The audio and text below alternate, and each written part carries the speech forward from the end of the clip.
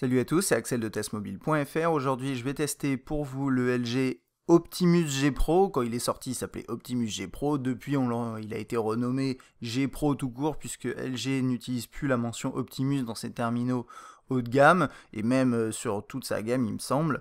Donc, on va passer rapidement sur les specs. Je vais le tester. Bien sûr, je vais vous montrer l'interface, etc. Il y a un truc à savoir, c'est un appareil qui, à la base, aurait pas dû arriver en France. On l'a découvert, si je ne me trompe pas, au MWC. Et à ce moment-là, on avait l'Optimus G. Et le G Pro, en fait, a fait sensation à ce moment-là. Et du coup, ils l'ont proposé en France, mais il est arrivé un peu plus tard. Et du coup, il y a eu quand même un petit effet de... Bah, du coup, il avait un handicap, on va dire, par rapport à la concurrence, vu qu'il arrivait après et qu'il avait le G à côté. C'est pas très cohérent, c'est un peu compliqué comme situation, comme souvent chez LG d'ailleurs. Et donc on va passer par les specs. Alors, on a quoi? On a du Android 4. Attendez, je crois que c'est du 4.2. 4.1.2 ou 4.2.2. 4.1.2, voilà, avec surcouche LG qu'on va découvrir. Un écran 5.5 pouces, c'est du 1080 par 1920. On a une densité de pixels de 401 ppi. C'est plutôt pas mal. C'est une dalle, c'est une dalle IPS+, qui est plutôt pas mal. On va voir ça. Déjà en termes de résolution, densité de pixels, ça passe bien. Après le reste, vous allez voir, c'est quand même pas si mal. C'est un appareil qui est compatible 4G. Côté mémoire, il y a deux versions, une version 16 et une version 32. La version que vous trouverez le plus, c'est la 16 et c'est celle qu'on a ici. Au final, vous retrouvez plutôt avec 10 Go disponibles pour l'utilisateur. Mais vous pouvez mettre une micro SD compatible jusqu'à 64 Go en plus. Vous avez 2 Go de RAM. Un appareil photo 13 mégapixels avec son flash LED juste à côté. Là, juste à côté, on voit également le haut-parleur. On en parlera un peu après. On a une caméra frontale 2,1 mégapixels qui permet également de filmer en 1080p et de prendre des photos, vous savez, en mode dual shot. On le verra juste après, c'est un peu comme ce que propose Samsung. Il tourne sur un Snapdragon 600, c'est du quad-core cadencé à 1,7 GHz. Et il a une batterie de 3140 mAh, ce qui est quand même conséquent. Et l'autonomie d'ailleurs est plutôt bonne sur le terminal. Alors, avant de passer au design, etc., je vais juste faire un point sur le prix. Aujourd'hui, donc là on est fin septembre, c'est un appareil qui coûte 520 € à peu près, nu. À titre de référence, de comparaison. Et c'est pour ça que le tester, parce que là je le teste un petit peu en retard par rapport à ce que j'aurais dû faire, ça me permet d'avoir un recul du coup sur la situation. Et en fait le G2 actuellement il est à 550 €. J'ai pas encore testé le G2, mais comme c'est un appareil qui est plus récent, qui est mieux équipé et qui en plus bénéficie d'un meilleur appareil photo, du moins sur le papier, mais bon a priori c'est vérifié. C'est vrai que le G Pro il part pas très bien puisqu'à 520 € contre 550 pour le tout dernier flagship de LG. La différence n'est pas assez importante pour donner vraiment de l'intérêt aujourd'hui à cet appareil. Moyennant quoi, on va le tester parce que c'est un appareil que je trouve intéressant. Notez que le G est à 340 €. Donc là par contre il y a une différence de prix assez conséquente pour un terminal qui est pas si mal. Le G c'est pas un appareil dont je suis fan, mais c'est un appareil qui est quand même pas mauvais. Donc c'est vrai que le G Pro il se situe d'un côté entre un G qui est vraiment beaucoup moins cher et un G2 qui vient de sortir et qui est à peine plus cher. Donc bon, voilà. C'est la dure réalité pour ce G Pro. Dans la boîte, vous trouverez les trucs classiques, des câbles comme ça, enfin, le câble micro USB et le bloc ici. Vous avez des écouteurs également, moi je les ai pas là parce que j'ai pas eu la boîte officielle, enfin définitive. Et donc, qu'est-ce qu'on a? Finalement, on a un design qui fait qui fait beaucoup penser aux derniers terminaux LG, notamment le G2 d'ailleurs, où en fait on a des bordures qui sont pas très larges, enfin qui sont assez fines, et c'est plutôt esthétique. Du coup, ça fait vraiment un grand écran avec un design qui est pas si grand que ça. Donc ça, c'est agréable. En haut, on a bien sûr la sortie audio, le logo LG, la caméra frontale en bas, un bouton accueil, pardon, pas on-off, il est sur le côté. Et retour et menu. Ce bouton-là fait également office de LED de notification. Je vous montrerai ça dans les paramètres. Un truc à savoir, c'est que cette touche est absolument insupportable à utiliser. Et je pèse pas mes mots parce que je l'ai utilisé pendant quelques jours en tant que terminal principal. Et franchement, elle est beaucoup, mais beaucoup trop petite. Et ça se voit, enfin je veux dire, c'est flagrant, c'est évident. Ils auraient dû la faire beaucoup plus haute. C'est parce que quand vous appuyez dessus, c'est vraiment pas agréable à utiliser. Ça fait... Enfin voilà, c'est pas naturel à utiliser. Et donc ça, je trouve que c'est vraiment trop dommage. Et il y a d'autres constructeurs qui font ce genre d'erreur. Mais là, pour le coup, Samsung l'a fait, et il continue à le faire d'ailleurs. Mais là-dessus, enfin, je vais vous mettre à côté un Note 2 sur lequel je trouve que la touche est déjà pas assez grande. Elle est plus confortable à utiliser, mais vous voyez la différence, c'est de cet ordre-là, et là, c'est vraiment compliqué à utiliser. On va continuer sur le tour de celui-là, et après, je compare rapidement le design des deux terminaux, parce qu'on a deux écrans 5.5 pouces, c'est pas inintéressant. Sur la droite, on a la touche on-off verrouillé déverrouillé et un accès à la coque arrière. Ici, hop, voilà, on a le micro USB avec le micro principal. À gauche, on a la touche de volume qui est juste ici. Et là, c'est un bouton dédié pour Quick Memo. Ça peut être pratique si vous utilisez vraiment cette fonctionnalité. Sinon, je trouve qu'elle est plus... elle gêne pas vraiment, mais c'est vrai qu'on a le doigt qui va facilement dessus pour différentes raisons. Et bon, après c'est une touche, vous pouvez l'oublier. Mais c'est vrai que voilà, elle permet de lancer Quick Memo, donc ça prend une screenshot de l'écran. Et après vous pouvez dessiner dessus, je vous montrerai comment ça marche. Et sur le haut, on a le jack 3.5. Ça c'est un port infrarouge. Et le second micro. À l'arrière, on a une coque qui est avec un léger effet comme ça fait un peu penser au Nexus 5. Au Nexus 4, pardon, Nexus 4, et ça fait également penser à l'Optimus G, hein, bien sûr. Donc on a cette petite logique avec ce petit design avec les sortes de mosaïques, c'est plutôt esthétique, c'est sympa, c'est discret, hein, ça se voit vraiment pas trop, à part quand vous êtes en pleine lumière, là comme ici. Et là on a l'appareil photo avec le flash LED et le haut-parleur sur la gauche là, le logo LG bien entendu, et ce qui est pas mal quand même avec cet appareil photo, c'est qu'il ressort pas beaucoup, du coup quand vous posez l'appareil, c'est pas vraiment gênant. Et en dessous, on n'a rien. Alors toutes les petites traces que vous voyez, c'est parce que l'appareil a beaucoup été utilisé, c'est comme ces appareils de test, ils traînent pas mal. Euh, mais bon, ça signifie aussi que visiblement cette coque est bien rayable, mais bon, comme toutes les coques en plastique, plus ou moins. Très rapidement, hop, je prends mon Note 2 à côté pour avoir une petite idée. Et c'est là qu'on se rend compte aussi de l'optimisation du design qui a été faite par LG. Quand vous regardez la largeur de la bordure ici, c'est vraiment pas la même chose. Ça se voit pas trop à la caméra. Je vais zoomer un peu. Mais voilà. Mais vraiment, il y a eu un effort qui a été fait sur la bordure. Et du coup, quand on met les deux terminaux à côté, on a la même taille d'écran, mais on a un Note 2 qui fait quelques millimètres de plus, et c'est pas négligeable, hein, moi je pense. Hop, pareil sur la hauteur, on va regarder ça. Et là-dessus, c'est un peu différent, c'est quasiment la même taille d'ailleurs. Voilà, puis sinon côté approche, bah, c'est du plastique, hein, dans les deux cas. Alors côté ergonomie et finition, bon, c'est quand même très bon, c'est très bon, côté finition, c'est très bon. Il y a vraiment pas de souci. C'est du plastique, mais ça craque pas. Les boutons, ils font pas bas de gamme. Bon, on est sur un appareil à plus de 500 euros, donc heureusement, j'ai envie de dire. Après, côté ergonomie, bah, c'est un 5.5, c'est grand. Ça n'ira pas pour toutes les mains, mais moi, je trouve qu'il s'en sort vraiment très bien pour un 5.5 parce qu'il a ses bordures qui sont fines. Et pour les tailles d'écran, ce qui compte, c'est la largeur, c'est pas la hauteur. Et donc là, on a un effort qui a été fait qui est vraiment considérable. Et de fait, bah, moi je trouve qu'en plus avec le bouton sur la droite comme ça, un petit peu à la Samsung, bah, ça marche bien. Donc après, bien sûr, le pouce il ira pas chercher partout et c'est comme tous ces terminaux à très grand écran. Mais c'est quand même pas mal. Le seul problème, si vous voulez, c'est vraiment ce bouton-là, puisque même si l'ergonomie est globalement bonne, ce bouton-là, il vient un petit peu gâcher l'expérience. Bon, voilà. Après, voilà, tout est pas positif sur l'ergonomie. Il y a du plus et du moins, et après à voir en fonction. Mais c'est vrai que moi, je trouve quand même que ce bouton, il est assez mal foutu. Alors, on va passer dans l'interface.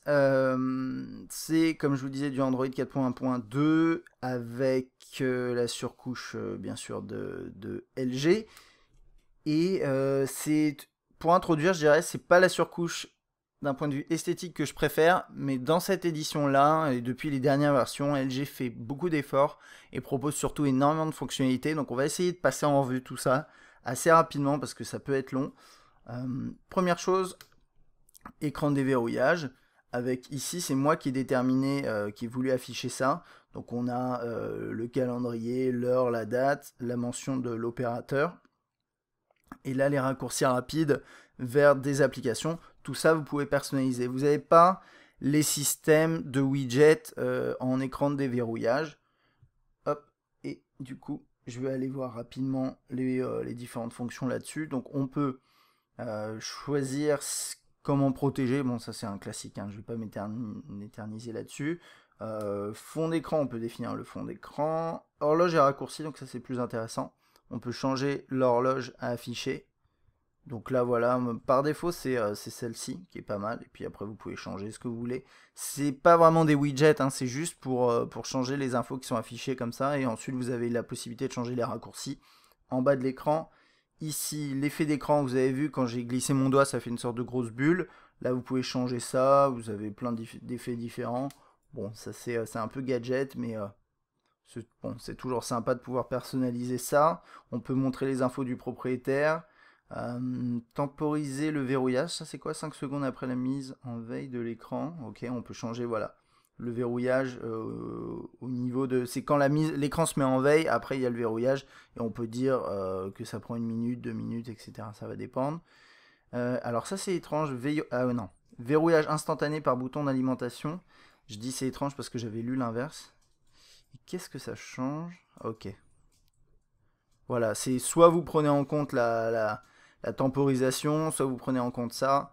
Donc moi je mets par défaut c'est comme ça, et c'est vraiment comme ça qu'on a l'habitude de l'utiliser, mais si vous voulez vous pouvez personnaliser. Et vous voyez ce genre de petites fonctionnalités, ça peut sembler à rien, mais je pense qu'il y a des personnes pour qui ça peut être intéressant d'avoir ce genre d'option. Vous allez voir que dans les paramètres, il y en a plein des trucs comme ça. Donc je vais continuer sur l'écran d'accueil, et après on va repasser dans les paramètres, faire un petit peu le tour. Vous avez le tiroir des notifications avec des raccourcis en haut. Voilà. Donc on a à la fois des raccourcis et on a les applications Q-Slide. Je vais juste faire un tout petit truc que j'aurais dû faire avant, mais c'est parce que j'avais mis 15 secondes. Et je vais dire, hop, voilà. Alors, on a, ça c'est des raccourcis vers certains paramètres, et notamment, bon, Quick Memo, là, qui permet, paf, de prendre une screenshot et après de dessiner sur l'écran. Ça a été depuis, enfin, c'est assez récent chez LG, mais ça fait quand même au moins 1 an, voire 1 an et demi, 2 ans que ça existe chez LG, ce genre de truc. Quick Remote, c'est un système comme Watch On et HTC TV qui permet de contrôler la télé avec le port infrarouge qui est sur le dessus. Un truc que je me demandais d'ailleurs, c'est est-ce qu'ils utilisent le même partenaire. Alors je sais pas si non, je vais pas pouvoir. Mais bon, voilà, c'est un système de télécommande. Puis ensuite, après, vous avez Wi-Fi, Bluetooth, etc., etc. Ça, c'est assez facile à. Bon, c'est classique. Et après, vous pouvez réordonner cette liste de cette façon-là. Donc ça marche bien. Ensuite, hop, qu'est-ce que j'ai fait? J'ai activé Quick Remote, voilà, dans le tiroir. Vous pouvez le laisser si vous voulez. Ensuite, après, on a les Q-Slide Apps. Alors, ça, c'est des applications flottantes, hein. Donc, hop, par exemple, là, j'ai choisi une vidéo. Moi, je vais la fermer, je vais mettre autre chose. Je vais mettre le mémo. Voilà, donc vous pouvez... Il y a tous ces écrans-là qui s'affichent d'explications au début, mais vous pouvez bien sûr petit à petit les faire disparaître. Donc voilà, vous avez une application que vous pouvez déposer là, c'est une fenêtre, et bien sûr vous pouvez basculer dans vos autres écrans en parallèle, et vous pouvez en ouvrir plusieurs, ça c'est plutôt chouette. Hop, voilà. Ce genre de truc. Ça c'est pas mal, je pense notamment à la calculatrice, l'agenda, le mémo, internet, je sais pas, à voir en fait en fonction de vos usages, mais c'est vrai que si vous avez l'écran qui est mis en format paysage et que vous voulez avoir internet à gauche et autre chose à droite, pourquoi pas. Ensuite il y a la luminosité et les notifications bien sûr qui peuvent s'étendre, ça c'est devenu un classique hein, dans Android maintenant. En haut, vous avez toutes les indications classiques et également certaines indications relatives à des options d'écran que vous activez ou non, et ça je vais en parler juste après quand on passera dans les paramètres. En termes d'écran d'accueil, c'est assez classique Android, hein. Vous pouvez penser à avoir ça qui s'affiche pour gérer vos écrans. Vous pouvez mettre des widgets, bien entendu, en restant appuyé sur une zone de l'écran. Donc là, vous avez applications, vous pouvez mettre des applications, les applications téléchargées, les widgets et les fonds d'écran.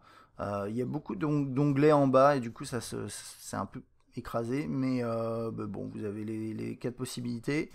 Les fonds d'écran ici, c'est juste pour l'écran, le fond d'écran qui est là. Si vous voulez changer l'écran le fond d'écran pour le déverrouillage, ça se passe dans les paramètres, c'est un peu étrange, on n'est pas habitué à ça, mais bon, voilà, ça fait une manœuvre en plus, donc voilà, vous changez le fond d'écran.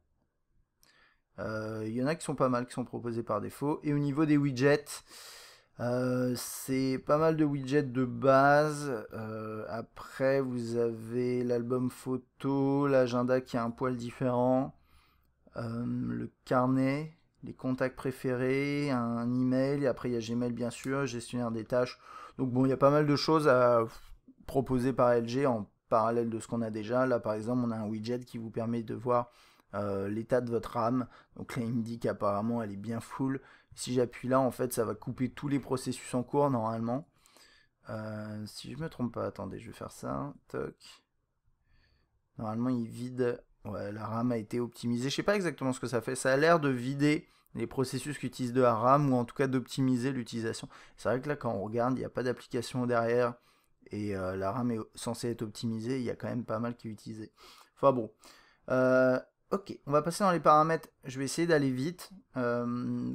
Pour la majorité, c'est du classique, Wi-Fi, etc. Ce qu'on va faire surtout, c'est s'attarder sur écran.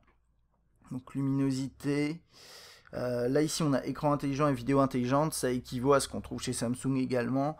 Donc écran intelligent, ça détecte vos yeux et ça met en veille ou non l'écran en fonction de si vous regardez l'écran. Peu importe après ce que vous avez déterminé ici, à part si vous mettez garder l'écran allumé, bien sûr ça prend pas en compte l'option.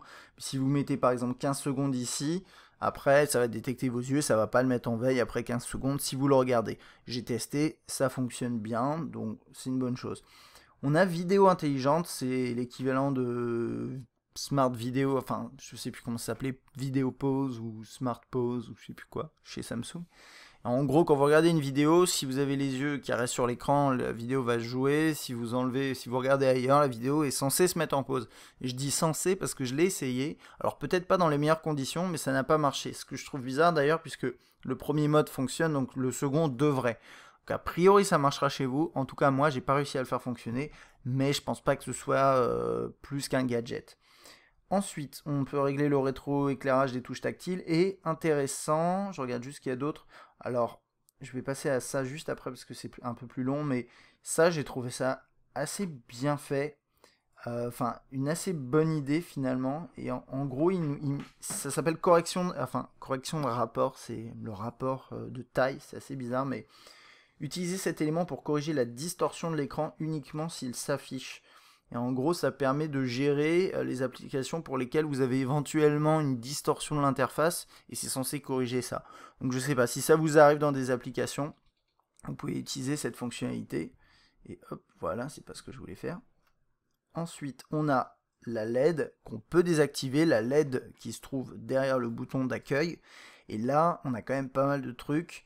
On peut pas changer réellement sa couleur, mais on peut activer ou désactiver certains éléments et je trouve ça bien fait. Donc on peut déjà gérer la luminosité, vous voyez en bas là, elle change de luminosité. On peut déterminer si elle s'allume ou pas quand on a des appels entrants, si elle s'allume ou pas quand on a des appels manqués. On peut sélectionner ici les différents événements. Alors là, appel manqué, messagerie et LG Email, c'est le client email de base, donc bon. Ça, ok. On peut déterminer s'il y a une alarme qui s'allume de l'utiliser. Je pense, jamais je me suis pas renseigné, mais je pense que vu ce qu'elle propose, cette LED, il doit y exister des applications sur le Play Store qui permettent de gérer un peu les couleurs et les notifications, comme ce qu'on avait sur certains terminaux Xperia en 2012, je crois. Mais en tout cas, de base, vous avez ce genre de choses. Vous pouvez gérer ici pour l'agenda, donc elle s'affiche en bleu.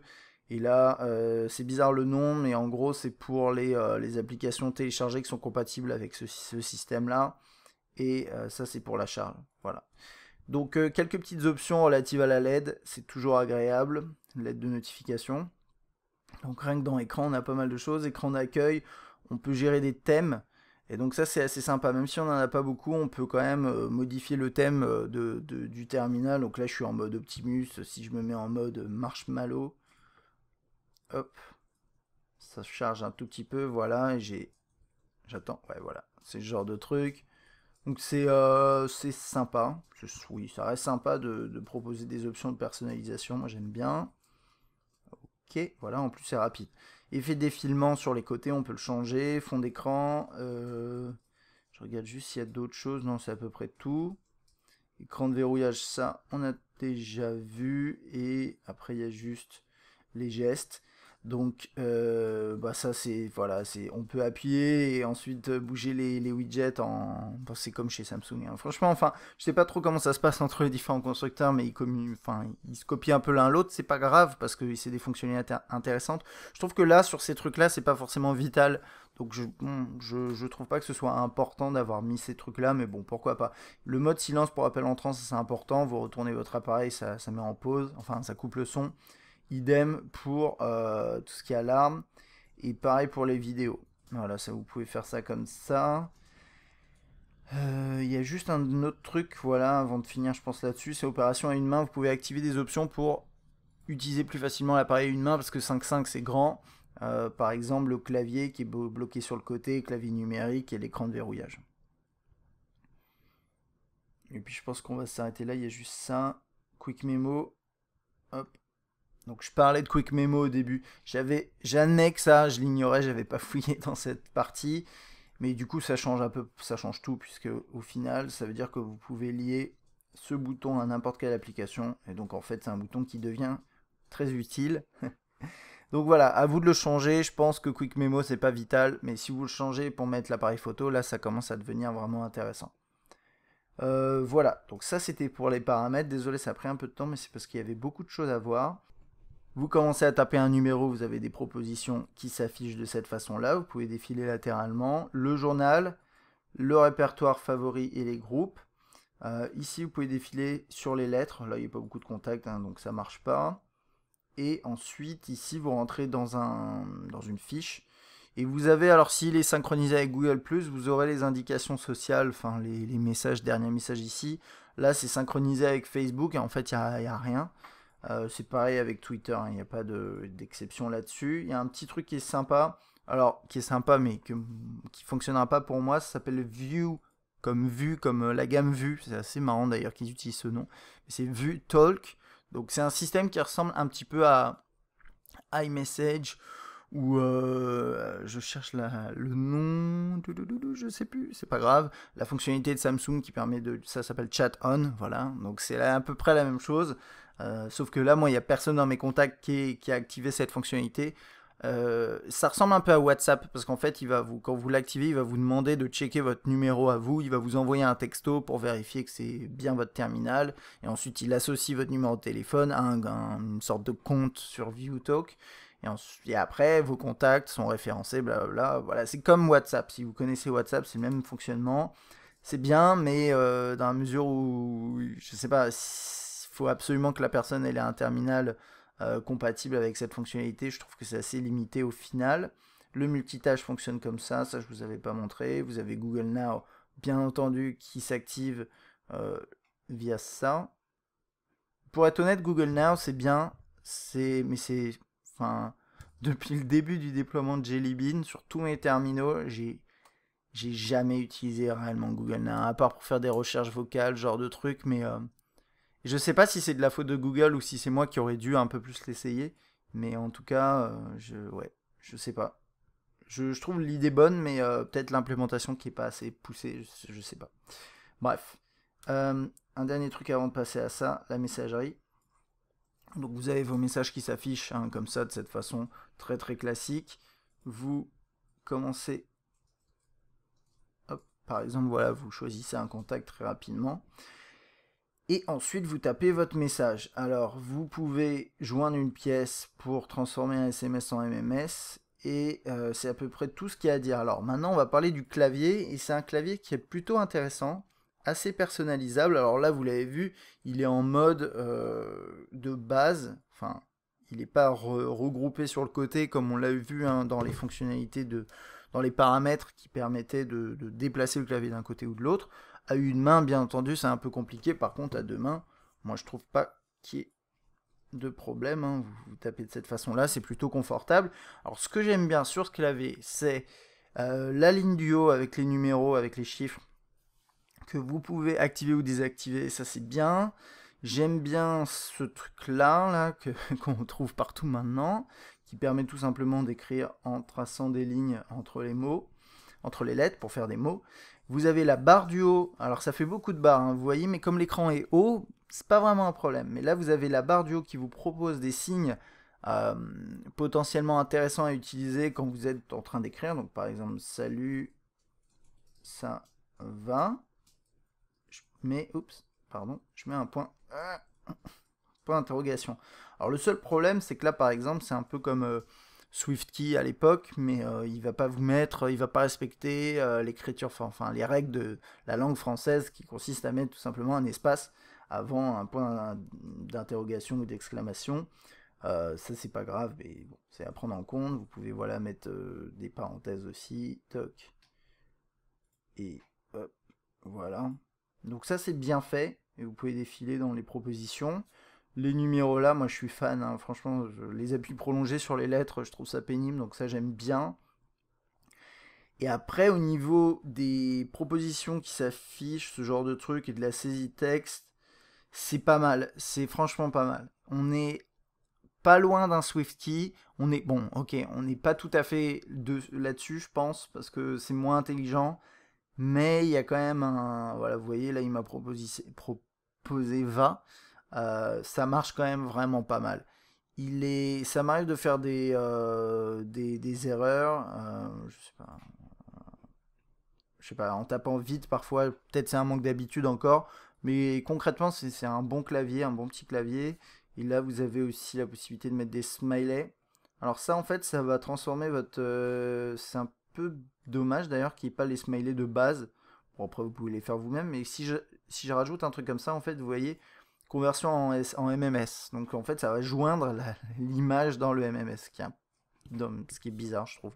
Mais bon pourquoi pas.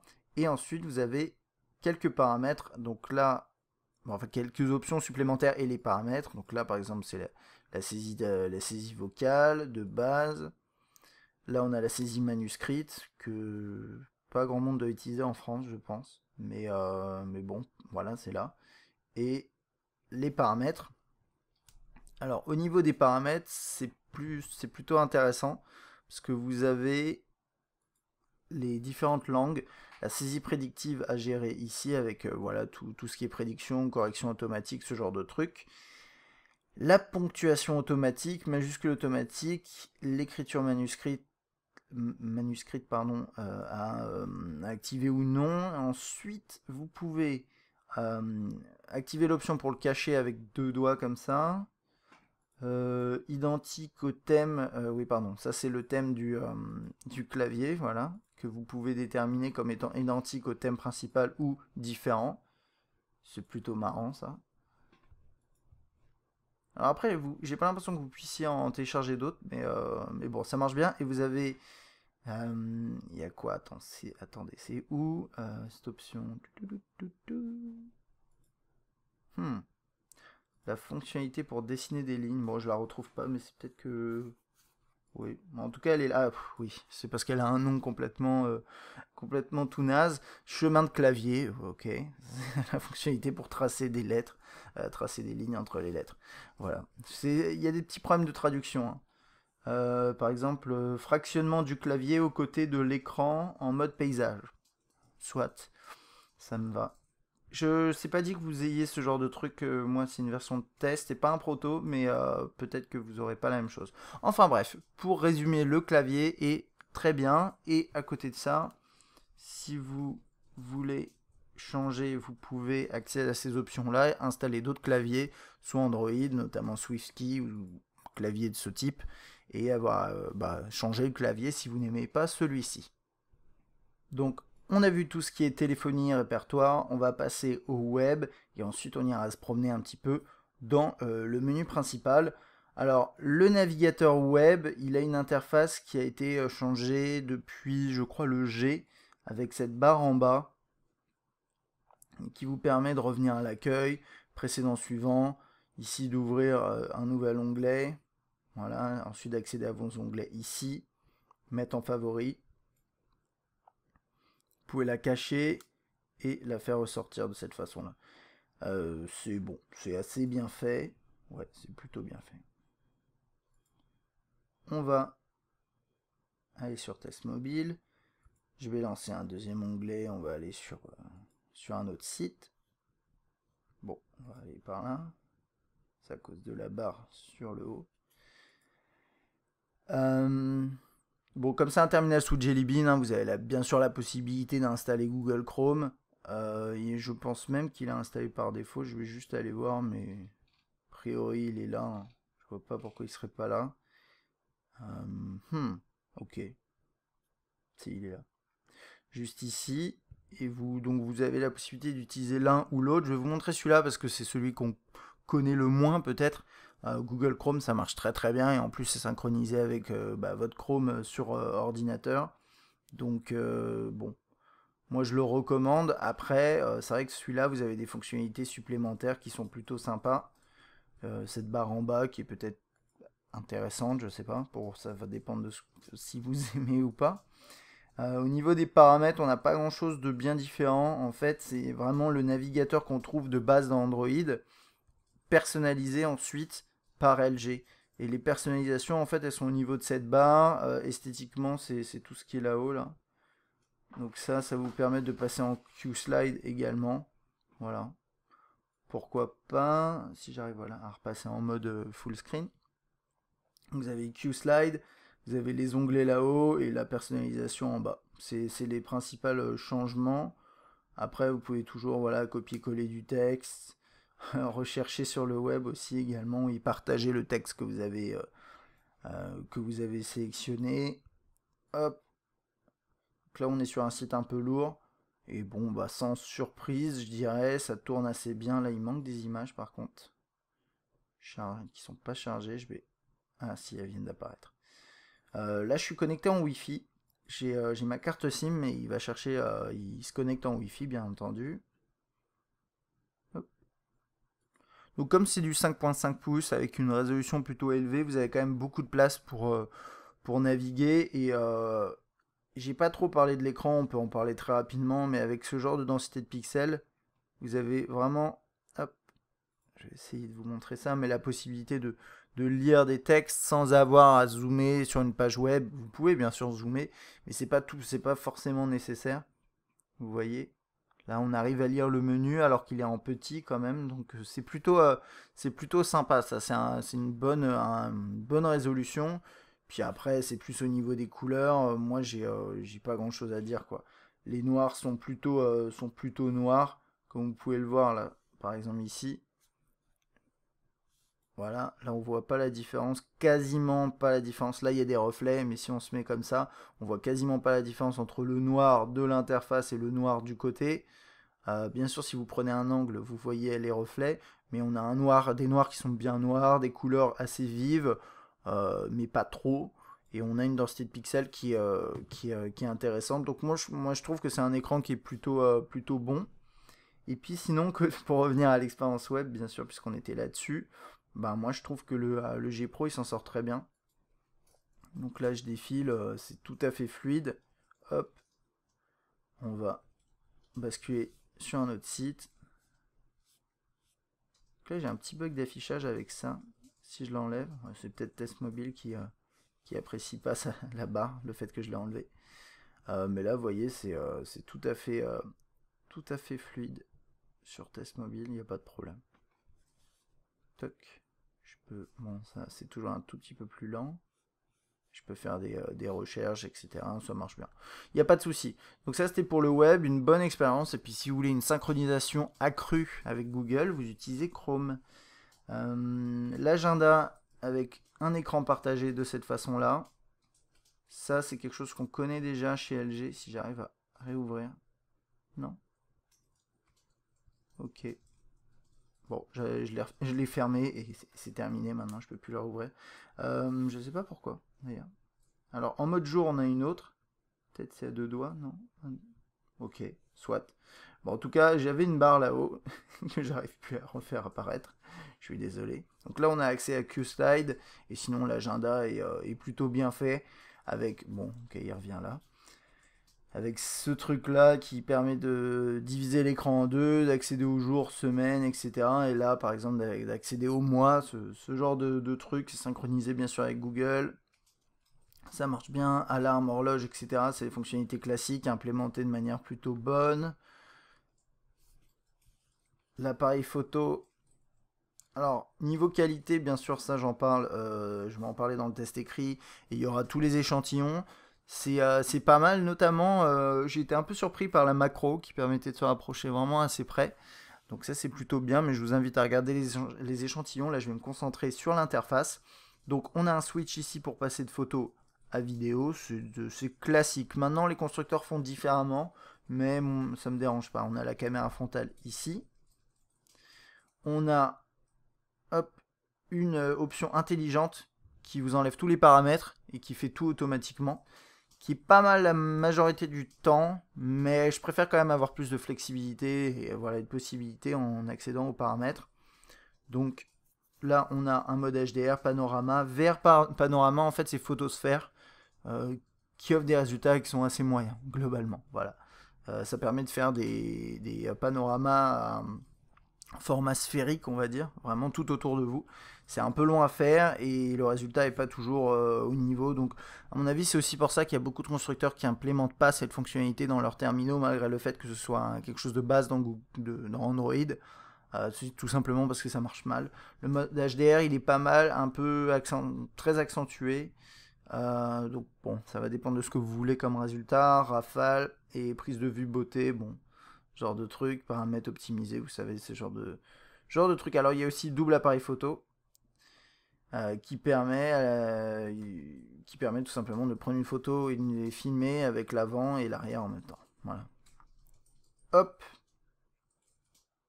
Ici, on a l'accès au mode rafale et ça c'est parce que j'ai les settings qui sont réglés comme ça. Vous pouvez les personnaliser et ensuite changer les différents modes que vous voulez afficher. Ok, je pense qu'on a fait le tour ici. Éditer le menu rapide qui s'affiche là. Si vous appuyez sur le volume ici, ça prend une photo. Vous pouvez zoomer en faisant comme ça. Je vais juste essayer un truc, ouais. Donc du coup, si j'appuie sur ce bouton là, voilà, ça lance l'appareil photo puisque je l'ai configuré. C'est assez rapide d'ailleurs, mais il était déjà lancé, donc peut-être que ça aide. Capture vocale, vous pouvez prendre une photo en disant genre ouais, smile, cheese, etc. Whisky si vous voulez. Ça c'est bien pour les soirées. Flash, luminosité mise au point, résolution d'image, vous pouvez la changer. Là on est en 13. Mode de scène, vous pouvez accéder ici, portrait, paysage, port. Nuit également. Les ISO, la balance des blancs, là elle est en mode automatique. Et quelques effets de couleur vraiment basiques, le minuteur, géotagage, et vous pouvez en modifier la tonalité quand vous prenez une photo, vous pouvez pas la supprimer par défaut. Et ensuite en vidéo, vous pouvez filmer, hop, 1080p, vous pouvez capturer des photos pendant que vous filmez, mettre en pause, activer la lampe torche, et cela même quand vous filmez, ça c'est plutôt sympa. Et ça, c'est le zoom audio, c'est-à-dire que quand vous zoomez, ça va accentuer l'audio sur la zone où vous zoomez en fait, en fonction de la provenance du son. C'est une technique qu'on a aussi sur certains caméscopes. Ça marche pas mal, mais bien sûr le son devient assez bruité quand vous commencez à vraiment amplifier le truc, mais bon, c'est assez intéressant. Et oula, WDR, ça je connais pas, j'ai pas trop regardé. Transformer un enregistrement effectué avec différents réglages. Bah, ça me fait penser à du HDR tout simplement, donc voilà. Je sais pas pourquoi WDR.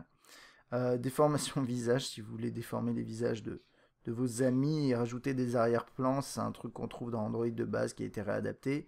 Et enregistrement double, donc le nom est étrange, mais ça permet de faire ça, voilà. C'est la même chose que ce dont on parlait au début. Vous avez un système anti-secousse, mais bien sûr c'est du software. On filme en 1080p, luminosité, balance des blancs, effet de couleur et géomarquage. Voilà.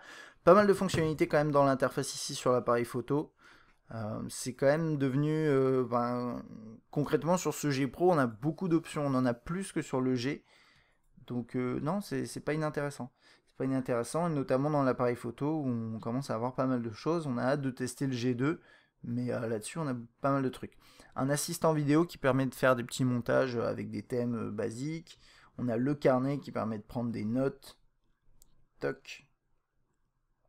Notamment, voilà, comme ça, ou en écrivant. Vous avez ici les fonctionnalités pour zoomer dans une zone. J'aime pas l'interface, je la trouve super moche et pas forcément intuitive, mais l'application permet de faire quand même des trucs assez intéressants. Voilà, concrètement. Moi, c'est pas un truc que j'utilise beaucoup, même sur mon note. Jamais, moi, j'utilise pas beaucoup ça, S-Memo. Mais bon, en tout cas, vous l'avez ici. Vous avez même l'application Memo de base d'Android ici. Un dictionnaire, dictaphone. L'éditeur de vidéo, vous en avez deux. Hein. Bon, voilà. Le client email qui est proposé ici. C'est le client universel proposé par LG, enfin qui est une variante de ce qu'on a dans Android proposé par LG, avec un mode colonne, puisque l'écran est grand. Donc ça c'est plutôt sympa, j'aime bien. Sinon il a toutes les fonctionnalités de base, que vous aimeriez trouver sur un client email, hein. Bien entendu. Hop. Écrire, enregistrer comme tâche, liste de téléchargement, bon, ok. Toc. Là, vous pouvez déplacer le mail dans un dossier, ce genre de choses. Sinon, vraiment, on peut répondre, transférer, c'est les fonctionnalités de base. Et après, vous pouvez mettre un widget. Alors là, c'est mon widget Gmail, mais vous avez aussi un widget email plus classique. Et vous avez ici, si je le retrouve, Gmail. Là, voilà. Bien entendu. Hop. La galerie, qui est classique Android, mais personnalisé. Donc avec album lieu et horodatage. Le terme est assez intéressant. Mais bon, ça permet tout simplement de trier en fonction des dates. Et toutes les photos que vous voyez là avec la petite icône, en fait, c'est Picasa. Donc c'est aller chercher mes photos sur Picasa, comme beaucoup de terminaux sur Android font. Là, on a deux affichages différents. Enfin, on peut accéder à toutes les photos et aux albums. Je vais aller voir. Je vais aller voir là-dedans. Voilà. Donc ça, c'est dans Picasa. Je vais pas y aller parce que ça va être sûrement un peu plus lent. Mais hop. Ça, j'avais des tests avec le mode beauté. En fait, ça floute juste le visage, donc ça sert franchement à rien. Mais bon, c'est souvent comme ça, hein, ces modes-là. Donc ça, c'est des photos, vous voyez, en mode macro que j'ai pu prendre, enfin quasi macro. Et je trouve que ouais, c'est pas mal, quoi. Je vous mettrai bien sûr les échantillons, mais moi, je trouve que c'est intéressant. Là, c'est un petit peu brûlé là sur la lumière. Mais je trouve quand même que les couleurs ressortent bien. C'est un appareil photo qui est intéressant dans tous les cas. Et je vous invite vraiment à prendre le temps de regarder les échantillons qui seront publiés, notamment en haute définition et pas uniquement ceux qui seront dans la galerie. Sinon, après, vous restez appuyé sur un fichier, vous pouvez le partager. Là, vous pouvez partager et sélectionner plusieurs fichiers, et également les supprimer de la même façon. Ça, c'est classique. Et lecture vidéo.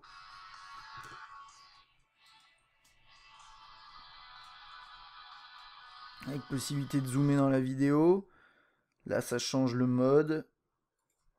Là, c'est pour basculer en Q-Slide. Voilà. Ok. Il veut plus se mettre sur le côté. Si on peut bloquer, enfin sécuriser la lecture, c'est-à-dire qu'après vous pouvez toucher l'écran, il se passe rien. Et ça, je sais plus ce que c'est. Ah oui, c'est du DLNA, il me semble. Et en fait, le fichier est protégé par DRM, du coup, a priori, il y a un problème. Ok, gestionnaire des fichiers, des applications, Google+, LG Backup qui est pas mal, c'est une fonctionnalité pour créer des backups et des restaurations. C'est pas la seule fonctionnalité du genre, donc je vais juste vous montrer ça très rapidement. On a aussi Remote Call Service, ça c'est un truc qu'on a chez LG depuis l'année dernière, au moins l'année dernière en France, et qui permet tout simplement, quand vous appelez la hotline LG, ils vont vous dire est-ce que vous avez besoin que je prenne contrôle de votre terminal, et bon, si vous avez besoin, en fait, vous faites accepter, ça va vous donner un code, et ensuite la personne peut, le technicien en fait en ligne, l'assistance peut accéder à votre terminal, le manipuler, vous montrer comment faire ça ou comment régler tel ou tel problème. Donc ça c'est pas inintéressant comme truc, j'aime bien. J'ai pas testé parce que j'en ai pas eu besoin, mais ça me semble intéressant si vous débutez et si vous avez des problèmes. Le lecteur musical est organisé avec chansons, albums, artistes, genre, ça c'est du classique. Avec ce côté un peu alu-brossé en bas qu'on trouve nulle part ailleurs en fait dans l'interface. Donc c'est pas très cohérent, mais c'est pas moche, donc bon. Normalement vous avez la pochette qui s'affiche en fond, là je l'ai pas. Vous avez les paroles potentiellement qui s'affichent si vous arrivez à aller les chercher. Là voilà, c'est pour le DLNA. Ouf, non, je ne veux pas le faire. Ça, c'est pour aller chercher des contenus vidéo relatifs à votre contenu, enfin, à votre musique. Le mode aléatoire, le mode répétition, vous pouvez le mettre en favori, accéder à la liste de lecture en cours, lire.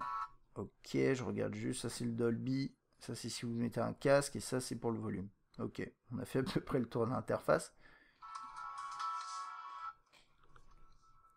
Quand vous lisez un morceau, vous avez un contrôleur musical ici. Vous l'avez également ici. Et sur l'écran de déverrouillage, vous n'avez rien. Ça, moi, je trouve ça toujours un peu dommage de rien avoir sur l'écran de déverrouillage, mais j'aime bien cet effet oula hoop, oula hop. Bref, voilà. Donc ça, c'est pas dramatique, mais c'est un petit peu dommage quand même. On va du coup passer un peu de temps sur la qualité du haut-parleur.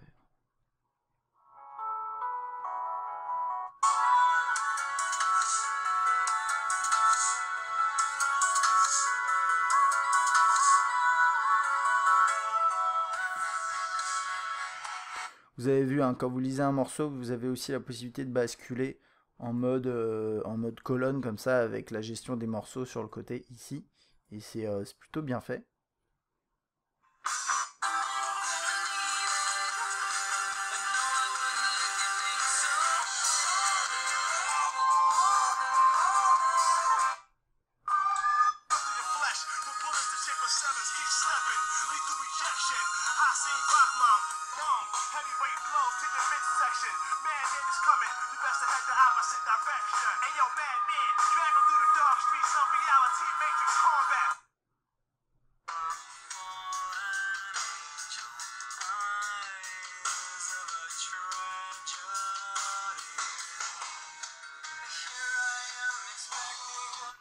Donc le volume n'est pas excessivement élevé, mais je pense que c'est suffisant. Moi j'arrive à entendre le haut-parleur pendant que je fais d'autres choses, où il y a un peu de bruit ambiant, je l'entends. C'est pas, bien sûr, vous pouvez pas apprécier réellement la musique, mais vous l'entendez. Pour les consignes GPS, pour regarder une vidéo, ça fonctionne bien, il n'y a pas de problème là-dessus. La qualité en tant que telle est pas mauvaise, je trouve. C'est pas excellent, mais c'est loin d'être mauvais. C'est au-dessus de la moyenne, je pense. C'est-à-dire que même si le volume n'est pas super élevé, au moins ça crache pas, le son est relativement propre. Oui, vous entendez pas les basses, vous entendez pas tout ça, vous entendez pas tous les détails du son et c'est normal. Mais globalement, c'est pas désagréable d'écouter de la musique avec ce haut-parleur. Donc c'est quand même déjà une bonne performance. Bien sûr, ça pourrait être mieux, mais c'est au-dessus de la moyenne. Donc bon, là-dessus, je pense que LG a fait un boulot qui est plutôt honorable. Où on en est? On a quasiment fini. Hein. Je vais parler de performance, autonomie, et puis on aura fait le tour de ce G Pro. Performance. Bon, c'est quand même un gros quad-core. Moyennant quoi, voilà, ça nous sort des scores de à peu près 20 000, voire un petit peu plus normalement. et ça le positionne en fait, si vous regardez sur ce genre de schéma, en tout cas ici sur Antutu, ça le positionne un petit peu en dessous du Xperia Z. Moi je pense qu'il est au moins au même niveau, hein.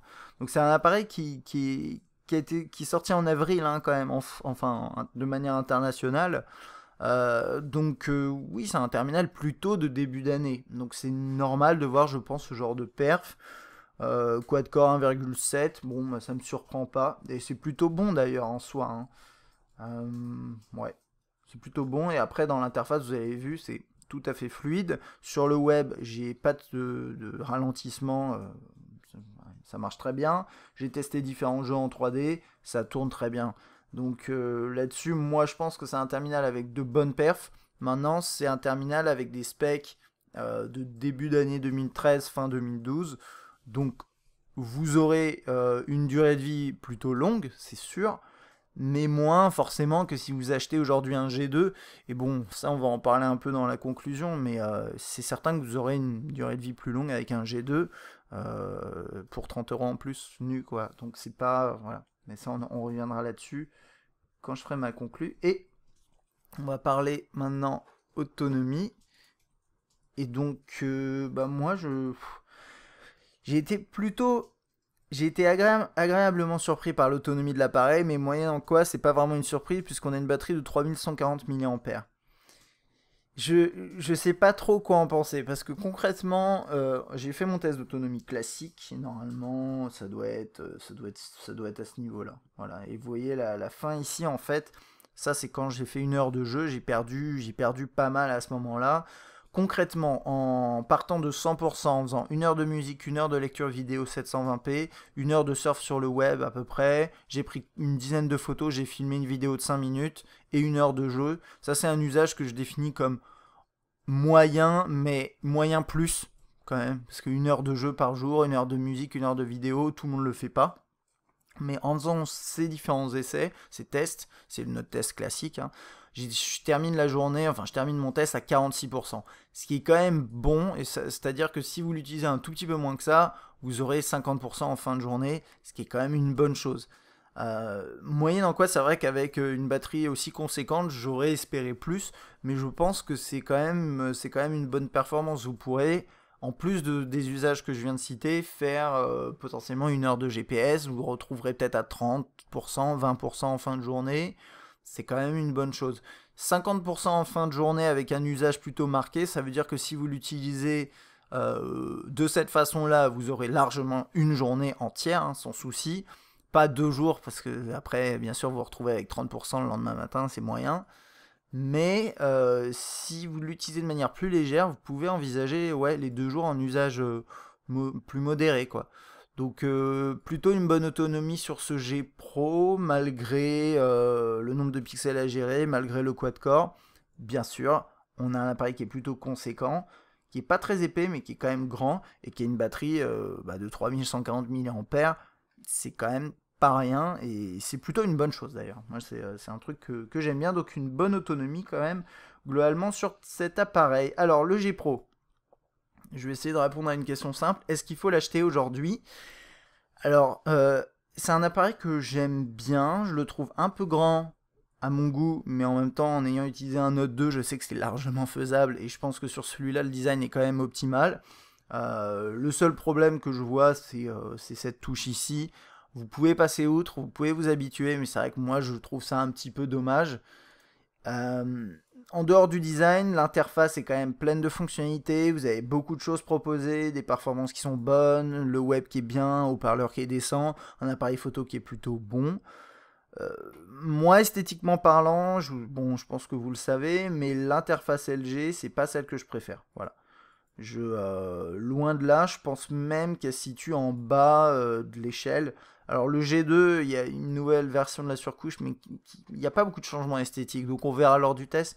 Mais en tout cas, sur ce G Pro, je trouve que c'est pas moche, mais qu'il y aurait un effort à faire là-dessus. Au niveau des surcouches, je pense que Sense 5 est au-dessus. Après, il y a peut-être TouchWiz, ou en tout cas, après, non, dans les gros constructeurs, c'est peut-être TouchWiz juste après, et encore, je sais pas. Et sûrement la surcouche Sony aussi. Celle-là, je trouve qu'elle est un petit peu en dessous. Après, bien sûr, il y a toutes les surcouches de Xiaomi, enfin, toutes les surcouches chinoises. Elles sont souvent très sympas, mais bon, ça, c'est vraiment autre chose. En tout cas, voilà, le seul élément qui me chiffonne un peu dans cette interface, finalement, c'est l'esthétisme de l'interface. Et si elle est à votre goût, et en plus, vous pouvez changer les thèmes, bon, c'est pas vraiment un problème pour vous. Non, le vrai problème de cet appareil, c'est pas ça. C'est pas la prestation qui est offerte par LG parce qu'elle est quand même bonne. Moi, c'est un appareil que je trouve très sympa, même si là, je suis pas un grand fan de l'interface. Le problème principal, c'est que c'est un appareil qui est entre 500 et 520 euros et qu'aujourd'hui, puisque c'est un test qui est fait en septembre, donc je le situe dans son contexte, on a un G2 à 550 euros qui est mieux équipé avec un meilleur appareil photo et une interface un peu plus complète, et on a un G qui est à 340 euros qui offre une expérience qui est moins bonne que celle-là, mais qui est quand même vraiment moins chère. Donc si aujourd'hui vous aimez bien les nouveaux terminaux LG avec vraiment ces bordures fines, des grands écrans bien optimisés, j'ai envie de dire, si vous êtes prêt à acheter un terminal à 500 euros, autant mettre 30 euros de plus et avoir un G2 avec un appareil photo qui sera a priori meilleur, en tout cas sur le papier c'est ce qui est annoncé. Et puis le reste, un appareil plus récent avec des specs plus modernes, enfin voilà, globalement mieux équipé. Donc c'est un petit peu complexe de juger ce G Pro vu que je le fais un peu plus tard que ce que j'aurais dû faire. C'est un appareil que j'aime beaucoup. Donc si vous arrivez quand même à l'avoir éventuellement pour un prix moins élevé que ça, moins élevé que 520 euros, 500 euros, bah pourquoi pas, parce que c'est un bon terminal. Mais en soi, quand on le situe dans la gamme LG, bah, le G2, je pense qu'il est plus intéressant. Donc je pourrais compléter cette réponse lorsque j'aurai testé vraiment le G2. Mais en tout cas, voilà, ça c'est mon avis dans l'immédiat. Qui devrait à mon avis pas changer. Il y a un truc que je vous avais pas montré, ça c'est plutôt bien que j'ai cette notification qui arrive. C'est plutôt chouette d'ailleurs, quand vous recevez un texto, vous avez ça qui s'affiche, et vous pouvez faire répondre, et répondre directement au texto, et envoyer. Et ça c'est une tuerie, franchement c'est une tuerie. Voilà. Et donc niveau interface, vous voyez, c'est pas très beau, mais c'est très complet, et plutôt efficace. Donc voilà, un bel appareil, mais qui à mon avis est moins intéressant que le G2 si vous avez les moyens de vous le payer. C'est à peu près tout ce que j'ai à dire pour ce G Pro aujourd'hui. Si vous avez des questions, n'hésitez pas. J'espère que cette vidéo vous a plu. Si vous n'êtes pas abonné, pensez à vous abonner, ça nous fera plaisir. Vous pouvez mettre like aussi si vous avez apprécié cette vidéo. Et moi je vous dis à bientôt.